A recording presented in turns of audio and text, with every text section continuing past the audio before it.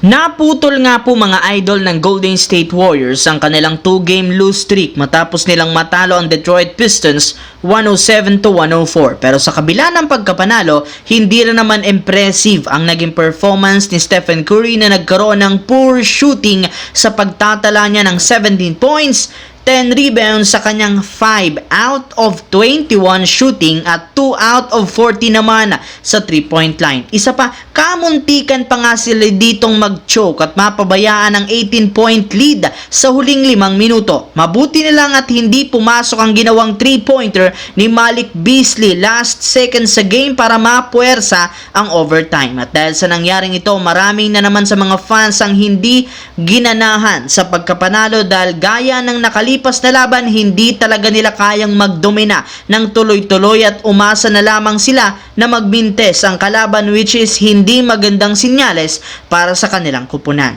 Samantala, napuwersa nga po ang NBA na ipostpone ang laro ng Los Angeles Lakers at Charlotte Hornets kasunod ng nangyayaring malawakang sunog sa lugar ng Los Angeles na naapektuhan hindi lang ang mga fans kundi ang ilang mga miyembro ng Lakers kagaya ni Coach JJ Redick na nawalan ng bahay. Kaya dahil dito magfo-focus ang team sa mga susunod na laro at sa mga posibleng gagawing pagbabago sa trade market. At ayon sa pinakahuling inilabas na balita ng isang insider, isa sa mga kinukonsidera na lang gawin ay ang posibleng pag-trade kay Rui Hachimura sa isang kondisyon. Ito ay kung makakakuha sila at magiging kapalit ay isang young promising star na magko-complement kay Anthony Davis at JJ Redick in the next 5 years. Alam nga po ninyo na dahil sa malamyang performance ni Hachimura sa mga nakalipas na laro, marami nga po mga fans ang nagsasabi na kailangan na nila itong i-trade sa lalong madaling panahon, sadyang